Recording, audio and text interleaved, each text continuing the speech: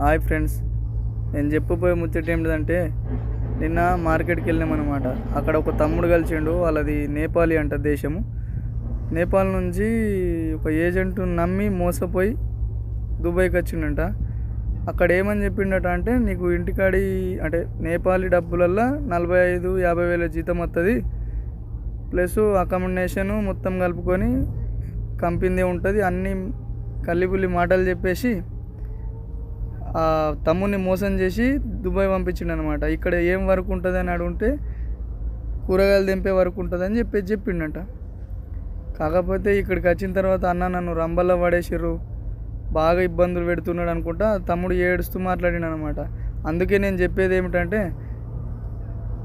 ఏ country వెళ్ళాలన్నా మీకు నమ్మకమైన వ్యక్తులు అక్కడ ఉంటేనే వెళ్ళండి. ఇది నా సజెషన్ అనుకోండి, ఏమన్నా అనుకోండి. దయచేసి మాత్రం